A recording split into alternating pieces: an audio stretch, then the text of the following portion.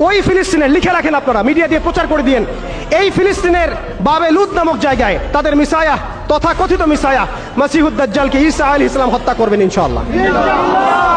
পৃথিবীর কোন শক্তি, কোন ন্যাটো, কোন ইউনাইটেড নেশনস, কোন ইউরোপিয়ান ইউনিয়ন, কোন IMF, কোন ওয়ার্ল্ড ব্যাংক, কোন সাম্রাজ্যবাদী শক্তি এই ভবিষ্যৎবাণীকে ঠেকাতে পারবে ইনশাআল্লাহ।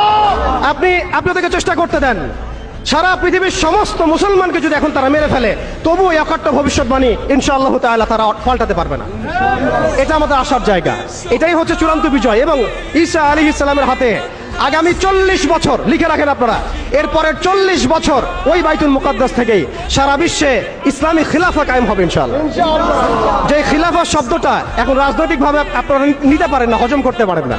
আমি জানি আপনারা জানেন না, অনেকেই এটা অজ্ঞতার কারণেও হতে পারে, তারা হয়তো জানেন না, আমরা জানাতে এসেছি। এই যে খিলাফা শব্দটা তারা নিতে পারে না, এই খিলাফাই হবে পৃথিবীর শেষ শাসন ইনশাআল্লাহ তাআলা। এই খিলাফা দিয়ে বিশ্ব শুরু হয়েছিল, এই খিলাফা দিয়েই বিশ্ব শেষ হবে। ঈসা আলাইহিস সালাম 40 বছর ওই জেরুজালেম থেকেই এই বিশ্বকে শাসন করবেন ইনশাআল্লাহ তাআলা। এটা লেখা হয়ে গেছে কুদিয়াল আমর, এটা কেউ চেঞ্জ করতে পারবে না।